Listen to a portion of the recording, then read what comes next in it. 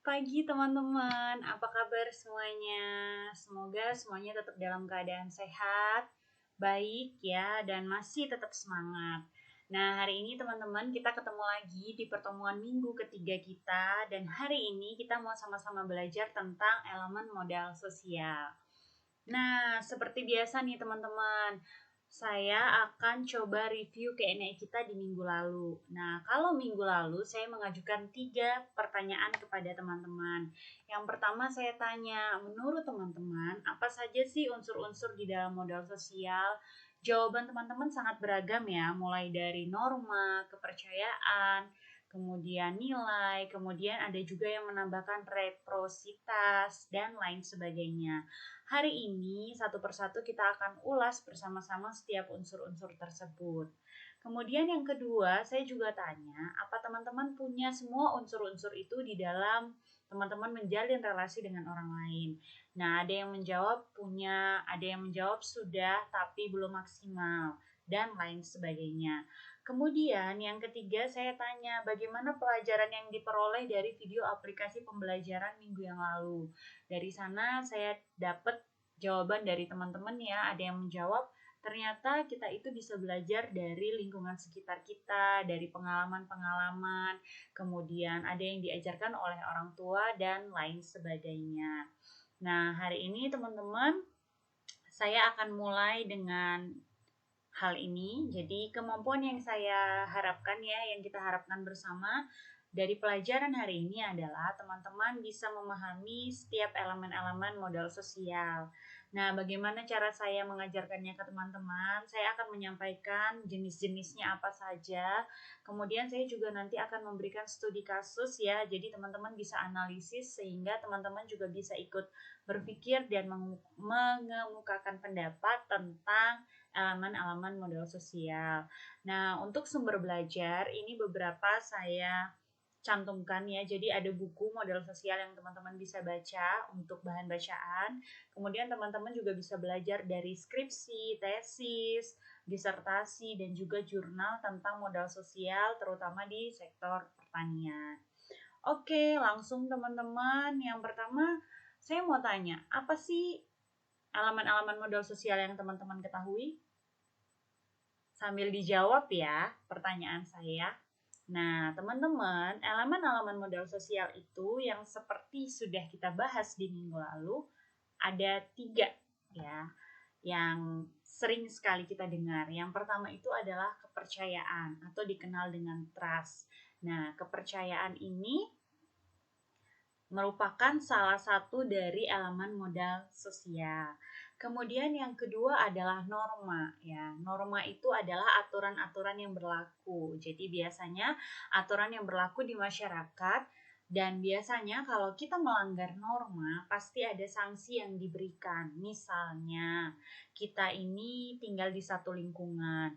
Kemudian kita ini menjadi anak yang nakal, anak yang sering jahil sama anak-anak lain itu sukanya ngusilin dan lain sebagainya. Biasanya sanksinya berupa apa? Ya nggak sanksi hukuman apa-apa sih, tapi paling nggak ada yang mau main sama teman-teman lagi. Nggak ada yang mau ngobrol atau deket sama teman-teman lagi. Kemudian yang ketiga ini adalah jejaring atau network ya. Jadi ini adalah hubungan atau relasi yang kita jalin dengan orang lain, baik itu yang dalam satu komunitas sama dengan kita maupun dalam komunitas yang berbeda. Oke, itu elemen-elemen modal sosial ya. Kita sudah tahu dan teman-teman juga sudah menyebutkan di minggu yang lalu. Next. Nah, di dalam modal sosial ini ternyata teman-teman ya, di dalam trust itu sendiri, menurut Trustiadi ya 2011, ternyata mengandung beberapa hal. Apakah itu? Yang pertama, trust itu harus mengandung unsur kejujuran ya. Namanya kita juga saling percaya satu dengan yang lain. Untuk menumbuhkan rasa percaya, kita butuh yang namanya kejujuran. Kemudian yang kedua, kewajaran. Ya, pasti kalau kita mau percaya dengan orang lain, kita harus bersikap sewajarnya juga ya, menunjukkan bahwa kita menghargai dia, kita menghormati dia. Kemudian yang ketiga itu sikap egaliter. Apa itu sikap egaliter? Sikap egaliter itu adalah sikap tidak membeda-bedakan satu dengan yang lain. Jadi ibaratnya kita kalau duduk sama rendah, berdiri sama tinggi ya.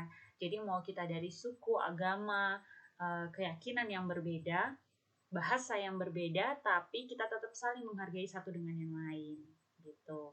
Kemudian yang keempat, toleransi. Nah, kalau ini benar, kalau ini sudah pasti ya. Jadi di dalam satu kepercayaan satu dengan yang lain kita harus punya rasa toleransi. Lalu yang terakhir, kemurahan hati. Nah, ini teman-teman, kemurahan hati ini yang kadang memang sangat sulit ya untuk kita lakukan, terutama misalnya kita lagi di kondisi yang perasaannya sedang tidak enak atau sedang moodnya jelek. Kadang apalagi kalau kita lagi emosi, nah kadang ini kemurahan hati ini sangat sulit ditemukan. Nah tapi ternyata di dalam kepercayaan kita butuh rasa murah hati. Nah, kemudian yang kedua itu adalah jejaring atau network. Tadi yang kita sudah bahas. Jadi di dalam network itu ada partisipasi ya. Jadi partisipasi, kemudian pertukaran timbal balik, kemudian ada solidaritas. Nah, solidaritas ini yang sekarang sedang booming-boomingnya ya di Indonesia, terutama kita dengan kondisi di tengah pandemi, kita butuh solidaritas yang erat satu dengan yang lain ya. Tidak peduli kamu suku agamanya apa, asalnya dari mana, kita harus saling menjalin solidaritas satu dengan yang lain. Kerjasama, ini juga sama teman-teman, kerjasama. Saat ini kita sedang kerjasama, sama-sama memerangi pandemi COVID-19 ya, sehingga kita dituntut untuk kalau bisa stay at home ya stay at home. Oke, nah kalau di pertanian contohnya gimana kerjasama? Ya contohnya kerjasama antara petani dan tengkulak. Mereka bekerja sama. Kerjasamanya apa? Biasanya petani menjual hasil panennya itu kepada tengkulak. Kemudian tengkulak membeli.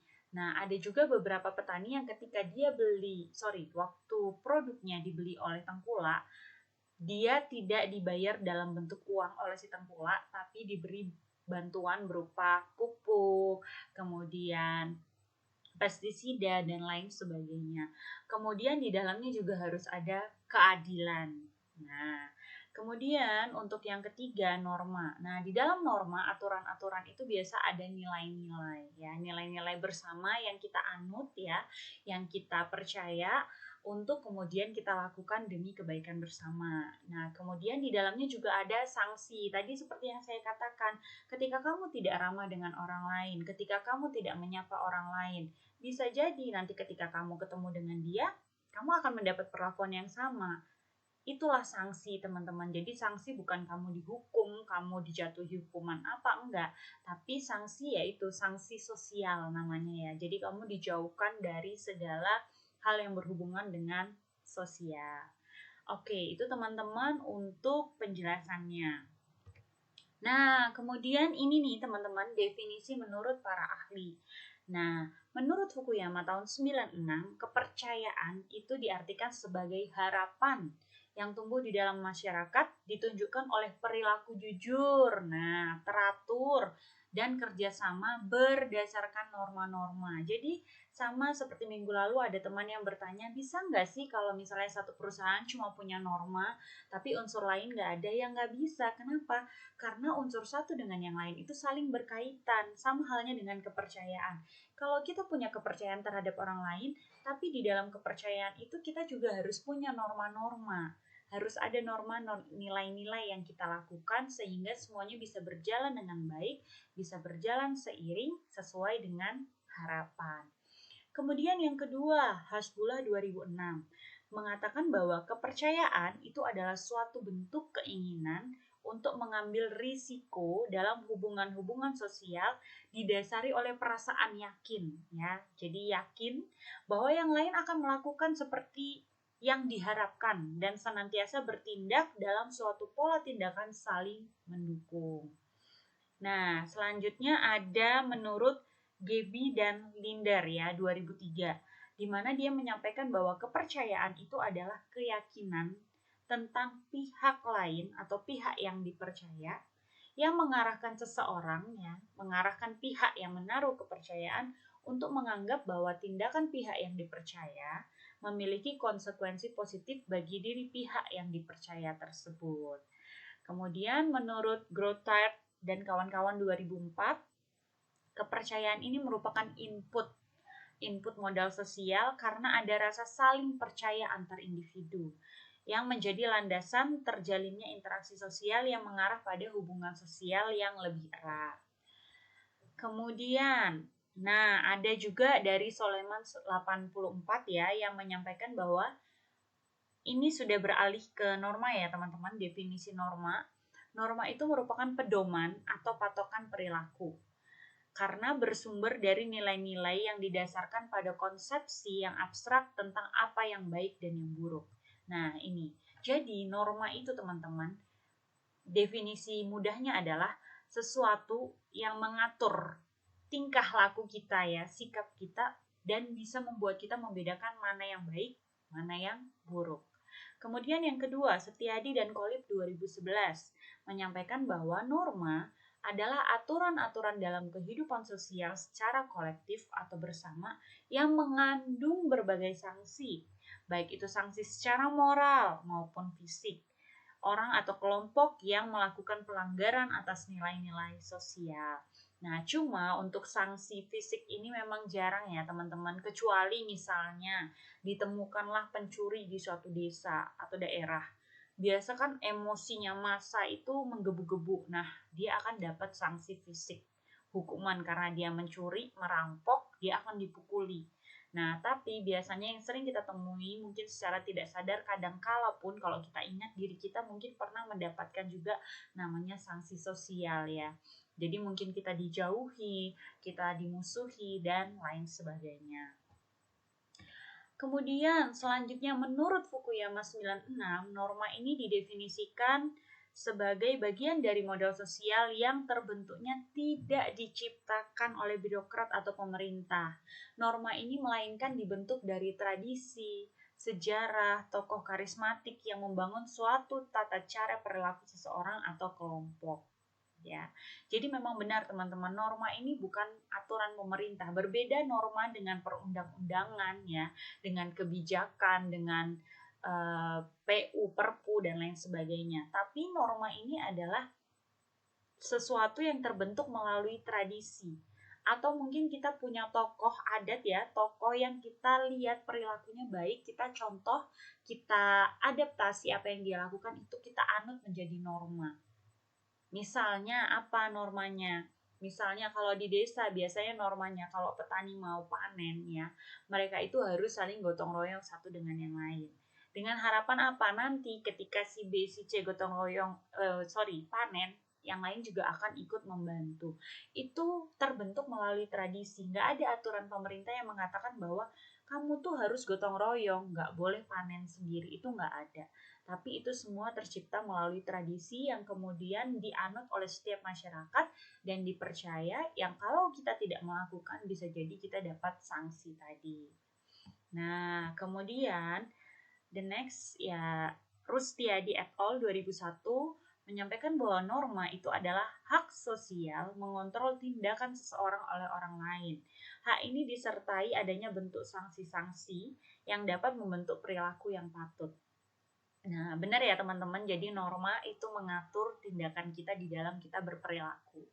Kemudian Damsar 2009 ya, nah ini kita masuk ke jejaring atau network, di mana jejaring itu diartikan sebagai ikatan antar simpul orang atau kelompok yang dihubungkan dengan media dan diikat oleh kepercayaan dipertahankan oleh norma. Nah, di sini semakin jelas ya, diperjelas oleh Damsar bahwa satu unsur dengan yang lain tidak bisa berdiri sendiri tapi satu kesatuan. Jejaring diikat oleh kepercayaan dipertahankan oleh norma. Wah, puitis sekali ini ya teman-teman ya. Kemudian, nah ini dia pertanyaannya. The next question is, adakah elemen modal sosial lainnya teman-teman? Kira-kira ada nggak ya teman-teman? Oke, kita coba lihat ya. Wah, ternyata ada banyak teman-teman. Jadi kalau tadi yang udah kita bahas itu ada trust ya, norma sosial, nilai di dalamnya, ada jejaring. Ternyata ada 3 tambahan lainnya teman-teman. Apa itu yang saya beri tulisan berwarna merah? reciprocity atau resiprositas ya, yang kemarin sempat ada teman kita yang menyebutkan. Kemudian partisipasi dan tindakan proaktif. Nah, kita coba lihat sama-sama ya teman-teman, kira-kira definisinya apa sih? Nah, kalau trust kita definisikan sebagai sikap saling mempercayai di masyarakat. Jadi sikap saling percaya satu dengan yang lain. Kemudian norma sosial itu adalah sekumpulan aturan yang dipatuhi dan diikuti oleh masyarakat. Kemudian nilai itu apa? Nilai itu ide turun-temurun yang dianggap benar dan penting. Nah, kira-kira apa bedanya nilai dan norma? Silahkan coba teman-teman cari tahu bedanya apa. Nanti ketika kita kuliah, saya akan minta pendapat teman-teman tentang hal itu. Kemudian tindakan proaktif. Apa sih itu tindakan proaktif? Tindakan proaktif diartikan sebagai keinginan kita setiap individu untuk terlibat dalam kegiatan masyarakat. Jadi kalau misalnya teman-teman mungkin ada yang ikut Karang Taruna atau ada yang ikut kelompok tani, kemudian teman-teman ingin ikut serta dalam setiap kegiatan yang dilakukan. Nah, teman-teman bisa dikatakan sudah melakukan tindakan proaktif. Jadi aktif tapi itu berasal dari diri sendiri. Ya, berasal dari diri teman-teman sendiri lalu ingin ikut serta. Kemudian partisipasi itu apa? Partisipasi diartikan sebagai kemampuan untuk melibatkan diri dalam suatu jaringan hubungan sosial. Jadi ketika misalnya teman-teman ikut kegiatan gotong royong massal misalnya di desa ya, kalau ada bersih-bersih kerja bakti bareng. Nah, ketika teman-teman melibatkan diri teman-teman ya, teman-teman bisa ikut serta dengan mereka, itu disebut dengan partisipasi. Nah, kemudian yang terakhir reciprocity. Apa itu? Itu adalah tindakan saling tukar kebaikan antar individu dan kelompok. Nah, ini sering disebut dengan hubungan timbal balik. Ya, jadi mungkin kalau orang sekarang kenalnya dengan take and give ya. Jadi ketika kita memberikan, kita juga akan diberikan hal yang sama oleh orang lain. Jadi saling membantu satu dengan lain, timbal balik. Nah, itu kira-kira teman-teman. Jadi kurang lebih elemen modal sosial itu ada 6. Ada trust, norma sosial, nilai, tindakan proaktif, partisipasi, reciprocity. Oke, nah ini dia teman-teman. Namun sebelum kita masuk ke studi kasus, saya harapkan teman-teman bisa buat kesimpulan dulu ya dari apa yang sudah saya jelaskan. Kira-kira hari ini kita itu belajar apa sih teman-teman? Kita dapat apa dari pelajaran hari ini?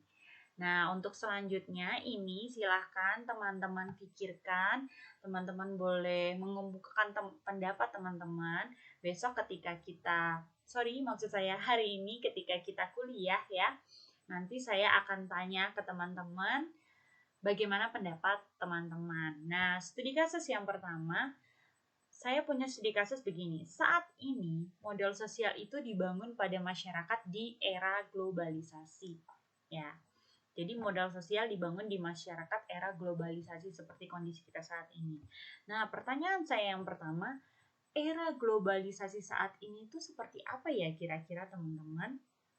Kemudian yang kedua, kenapa sih modal sosial itu diperlukan dalam era globalisasi?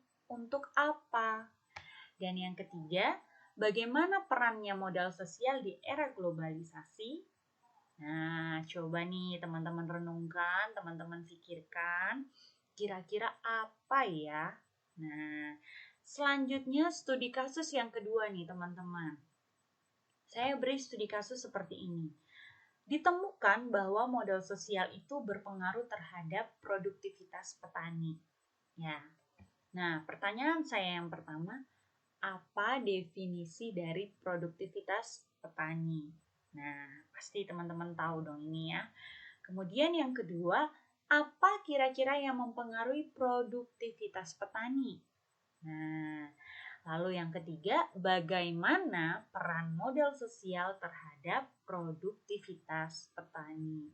Nah, coba teman-teman, dua studi kasus ini direnungkan, difikirkan jawabannya.